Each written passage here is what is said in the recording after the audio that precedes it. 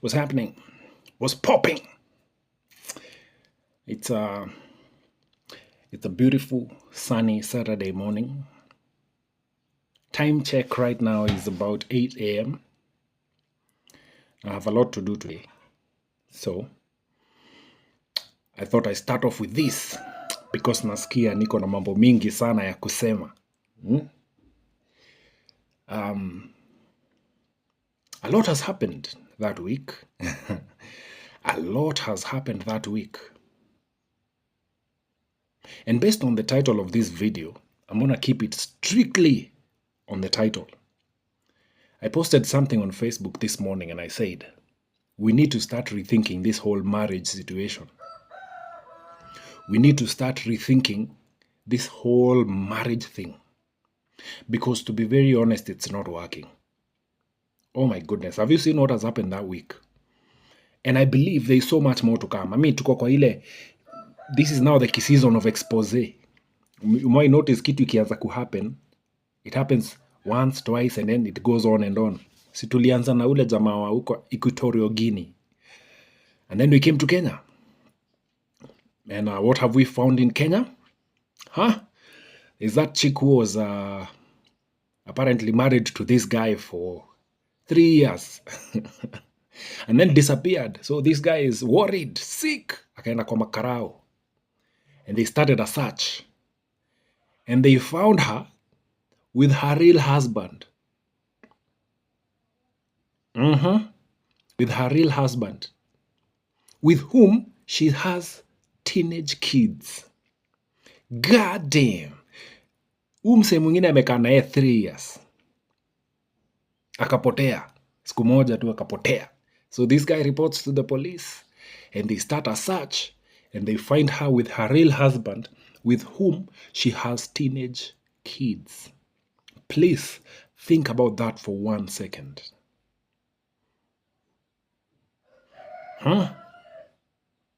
Unaweza fanya nini kani wewe? Bro. I came here the other day and I talked about the guy in Lower Kabete who did a DNA for his kids, only to find out they were not his. He came to confront his wife kwa duka yake yenye amefungua akamwachia run, only to find her with another human being there. I talked about it in a previous video just this week. Yesterday I was online, kidogo hivi, I bump into something. There's this kachik who was apparently caught. I think rorashio yake is coming up. Oh my goodness. Where are we going, man? So this kachik, they are not even married yet. But this chick in her phone akona mtu amesave kama cooperative. She's talking some very good English hapo hivyo kwa hiyo video, my friend. Apparently this cooperative guy has been the boyfriend. Huyu mwingine mwenye anaenda rorashio is not, according to her. Ew. And then now the incident that happened yesterday, huyu madam anaitwa Shiko, who was apparently, allegedly cut by her husband. Now, luckily, she's alive. She's going to be telling the story. I'm sure at one point we're going to hear the story. Now, my point is on this whole situation, we need to rethink this whole marriage thing. Because, bro, think about the things that have happened in the last 1 week alone. 1 week. From lost wife to being found with her husband to this guy from Wagige doing a DNA test and coming to the shop to find his wife with another man hapo kwa duka, and literally the other man chases him away. Oh, we are not even done yet. There's the JB Masanduku thingy that he was on Ekonini podcast, one of my favorite podcasts, by the way. Shout out to Mwafrika and the entire crew of Ekonini. You guys do a great, amazing job. I love watching your content kabisa. JB Masanduku comes up and says, hey, listen, mimi nilikuanga napigwa na wife. All that in 1 week. God damn. Now remember, JB Masanduku and his wife were celebrities, were people who are up there, mbele yetu, all every day. I mean, Tina Kagia alikuwaga kwa radio, Classic FM. She left, went to Nation FM. They were together with JB, mbele yetu, celebrity couple. They broke up, very horrible divorce, by the way. And then Now JB is picking up after we've heard Tina's story through and through. And now JB is saying, hey bro, mi nilikuanga napigwa. Bro, what the hell is going on, manze? We need to rethink this whole marriage thing. You know, at the same time, when all this is happening, there is someone today who's going to say, I do. Today is a Saturday, isn't it? I'm leaving. I'm actually leaving. I'm going to Nyandarua County. I'm going to a place called Kinagofu. That's my favorite ride to, bro, but naenda kazi. Anyway, point is, today there is somebody who's going to be saying I do. Not even one person, several people who are going to be saying I do.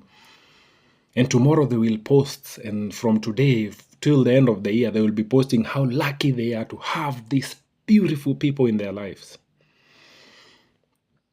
And then before we know it, they are going to disappear from the internet. Oh yeah, another thing happened. Oh my God. Okay, sitaki kuongelelea hii because these are people who I know closely. So I'm not going to talk about them. But that's their drama. They have to deal with it. Anyway, all that in 1 week. Tuko season ya expose. So I'm definitely looking out for many more. Many more exposures like these ones that we have seen this 1 week alone. Let me tell you something, and this goes out to gentlemen. And this is now based on the Shiko story. Now, I don't know what happened. Mimi siingiliage mambo ya watu wawili. I always say this. I say this. I even tell couples when one person comes to me to tell me stuff about the other person. Mimi mwambie, hey, cheki. Mambo ya watu wawili mimi siingiliage. Because when you guys met, I was not there. When you guys are living together, I am not there. Whatever you're doing in your lives, I am not there. So don't come to me with your problems. Fix your problems by yourselves. If you can't figure out a problem by yourselves and you have to involve a third party, you better call that marriage quits. Because hakuna pahali mnaenda. That's for real. That's 100%. I'm giving it to you. 100%. And I know we always say we need couples therapy and all this. It is important. But again, if you need a third party to help you fix your situations, if you need a third party to help you fix your problems, my friend, you need to call it quits. You're going nowhere. My friend, you need to learn how to fix. I mean, mkikutana sisi hatukua. Kwa nini mtu involve kwa mambo zenyu? Let's be honest. So again, si mambo ya watu wawili, hapana. That's not my thing. But we're going to draw some lessons from this one. And this one is, this whole thingy with Shiko and her husband and whatever happened between them, that is none of my business. My point is, anytime it gets to a place where there is abuse, as a man, listen to me, gentlemen, as a man, walk away. Your only leverage is to walk away. Because ukikaa hapo, she's going to make you do things you've never done in your life. We are living in a time where women have been all this empowerment and shit. And so women are now the aggressors. They do it very well that it's death of 1,000 cats. JB Masanduku alikuwa anasema, alikuwa anapigwa na bado anapewa BJ. That is his words. Inaitangwa death of 1,000 cats. Unapigwa na unapulizwa. Kak, pa, pole sana. Pa, pole sana. By the time you're done, you're hurt. You're injured. You're broken. Because umse anakustab na anapuliza. Anastab na anapuliza. So your best weapon, if you're dealing with a woman at close range that your husband and wife, your best weapon is to walk away. Just get up. Ukiona imefika mahali, toka uende. I've learned this from people who've been married for many years. I see them leaving their homes early. I was married. I have lived with a woman. I'm telling you from experience. There were days I could sense this danger coming. And as a man, you sense it. You know, huyu akiamka hapa ni shida. I used to leave the house at 5:30 a.m. Naenda. I hit the road. I sit on my motorbike and I go. And I remember I used to go, nilikuwa natokanga hapa naenda natulia mahali until kuna kucha. Client wa kwanza anafungua duka yake saa 2. Mimi nimetoka hapa 5:30. I have an hour ride. Nikifika hapo hajafungua. So I used to sit hapo hivyo kwa bike. nimejivaa vizuri, I sleep on my bike and wait for my client to open the shop. Nilikuwa naenda na paki nje ya supermarket na ngoja wafungue niwapatie products. I knew my leverage was to leave, because if I sat here until she woke up, I was going to have a bad day. So every time I would sense there's going to be drama coming, I would leave. And most of the time I found myself leaving. Unadhani nimenyesha mara ngapi kwa hiyo highway nikiishia? Why? Because I would rather avoid it. I would rather avoid having an altercation that is going to lead me to do something that I will regret. Now, think about Hazia Shiko. Whether he's guilty or not, the thing is, he's going to be arrested. He's going to do time for something he probably even didn't do. Now, this is alleged. The whole thing going on hata saa hizi nimeona justice for Shiko imeanza kutrend. The thing is, it is all alleged because sisi wote hatukuwa hapo. So we don't know what happened between them. Hao wenyewe ndio wanajua. And when the time is right, if they are willing to bring it to us, the same way it came out, they're going to come back and tell us, hey, listen, this is what happened. This is the true story of what happened. One person will lie, one person will tell the truth. Sasa ni sisi tutaachwa hapo tukifikiria ni gani. So this guy went to confront this woman.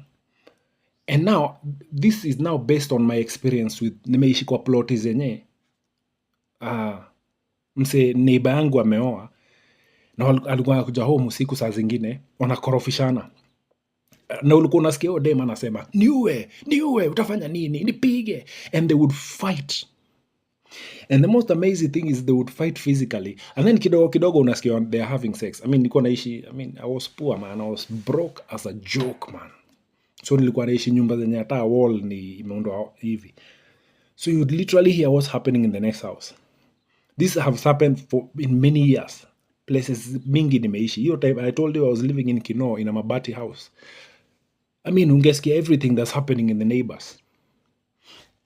Even, bro, every season of I've lived with people who are fighting. I've lived with neighbors who are fighting. Unasikia anapiga, huyu anakuja, ameingia tu amesema nipatie maji. Mimi sikupatie, enda uchukue huko nini. And it starts a whole fight, and she aggresses the guy, calls him names. Umbwa, kuna kitu utafanya. And then once she's hit, she screams in the entire plot. Anapiga nduru plot mzima hadi watu walikuwa wamezoea wako zile za acha nao. So she would scream, fight nini kidogo because I'm their neighbor, nasikia wana have sex. I'm like, what the fuck is this? Point is, I understand women to be aggressors. Bro, I understand. Women are like kids. Mwae jaribu kuambia mtoi kitu wakwambia, kuja hapa, sikuji. That's how women act. Now, once you know that as a man, you know I don't want to deal with this nonsense today.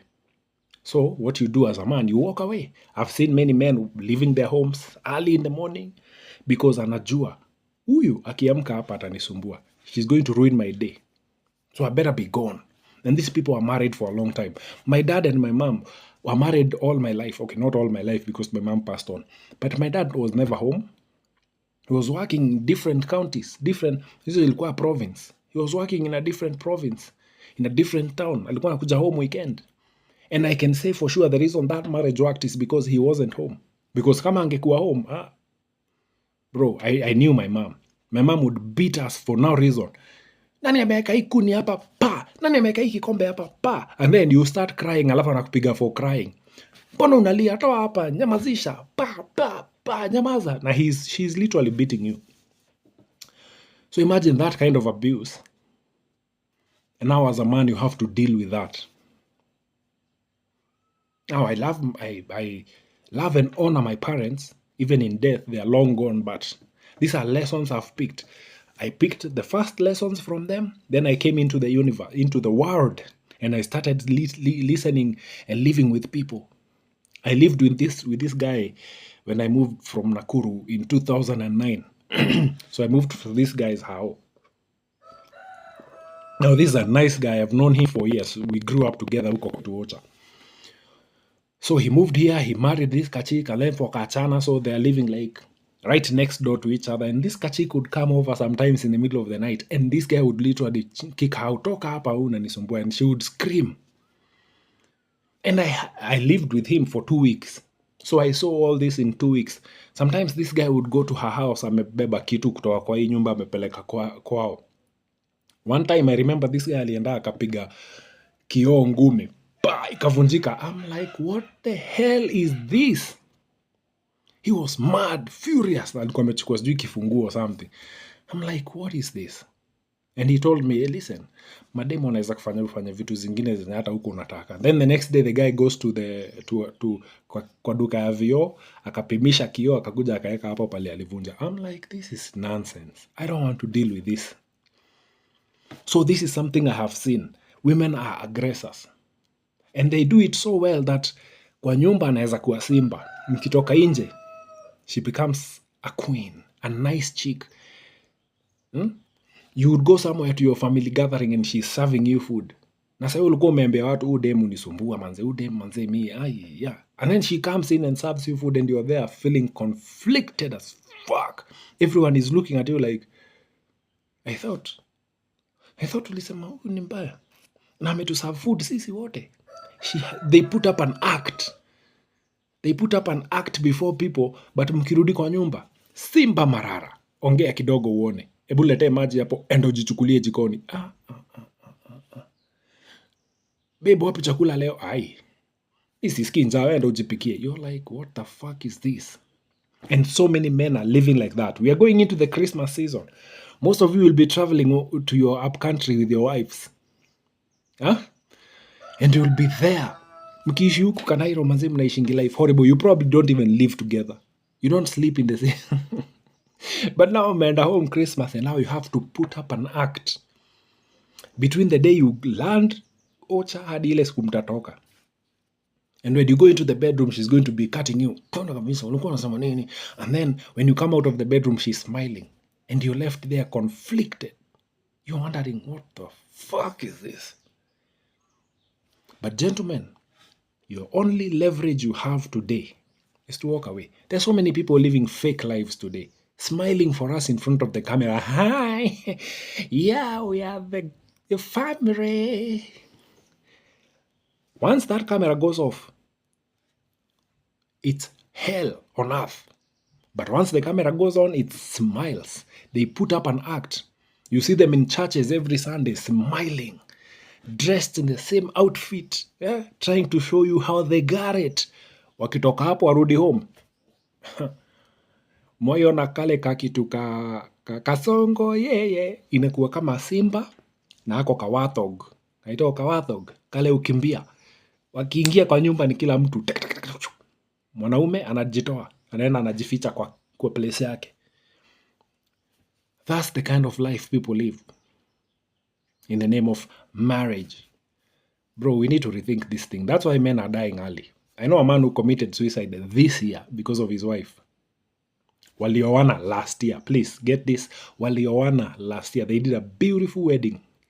Beautiful wedding. She's a beautiful chick. They got married last year. This year, the guy committed suicide, leaving a note saying, hey, listen, huyu mama hapana, huyu mama ananisumbua. Mimi nimejiua sababu yake.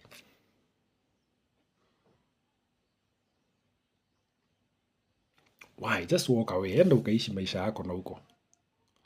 Your only leverage is to walk away. The only thing you have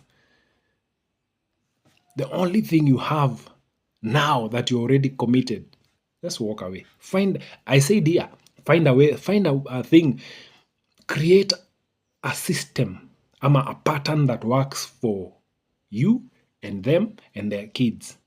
Then you find peace. Because utadedi hapo buda. Utadedi hapo kwa hiyo nyumba. Tembeza. Bro, I looked at JB Masanduku on that interview. He is thin. Bro, this guy has lost. He's drained. He's seated there. Oh my goodness. I felt so bad. Because again, alisema, all he says is, Mi nilikuwa napigwa, naenda kwa makarao, wananichekelea, wananipea P3, anarudi home. That was the life he lived. But guess what? When he speaks about it, nobody gives a shit. Didn't I say that this week? Didn't I say that earlier in one of the previous videos I did? When a man speaks out, nobody gives a fuck. When a woman cries out, everyone comes to her rescue. That's why this whole Shiko story for me, iko hivi, until I get to hear the story, the real story from both of them.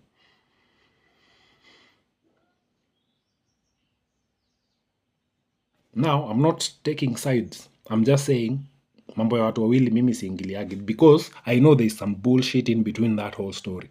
When everybody is going at justice for this, justice for her, justice for her, I know.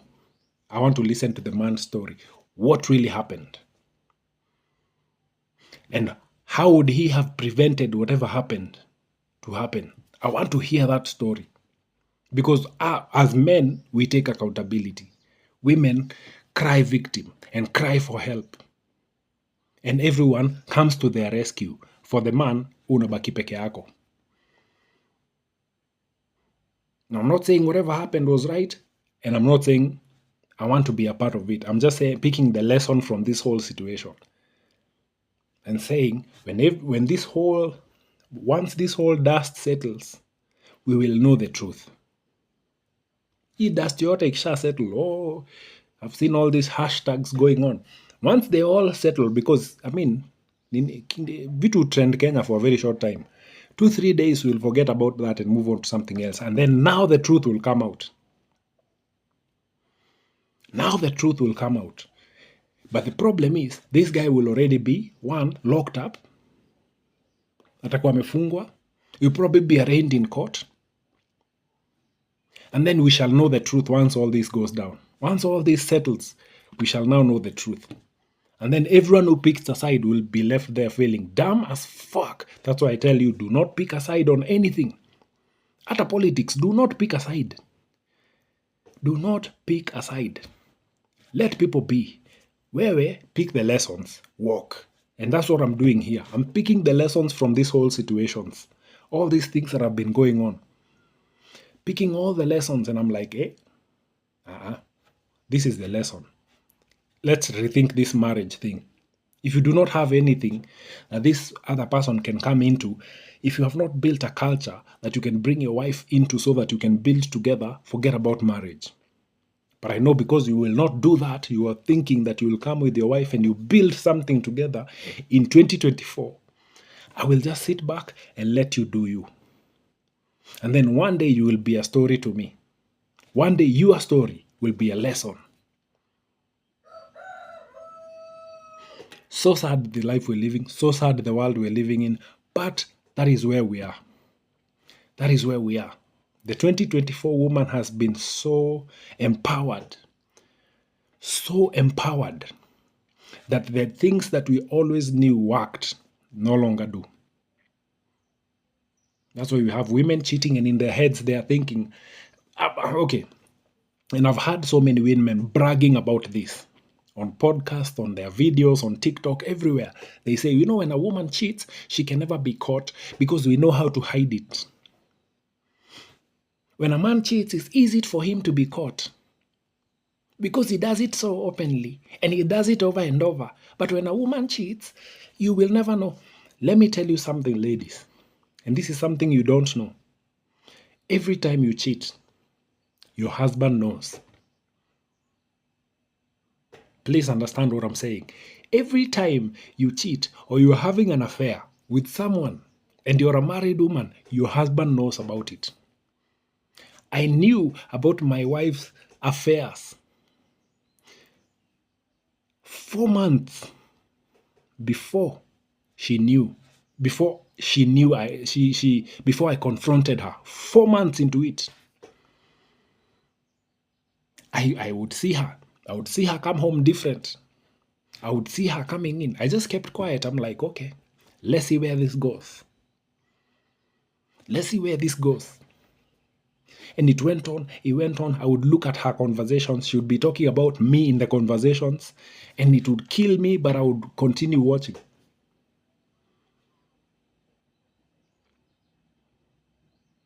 4 months before I confronted her.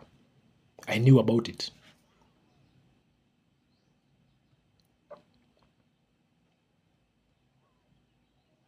I would see her every day coming home different. So before you go out saying, oh, when we cheat so well, we are not caught. Listen, he knows. He's just not telling you. He knows. He's just looking at you like, okay, so let's see what happens. Bro, if I tell you today what exactly happened after the marriage ended, the reason nanionanga hapa nikismile, si hata mimi ni mjinga. Everything that I said would happen, happened. Because I saw it coming from a mile away. I just kept quiet. I was just like, okay, so let's see where this goes.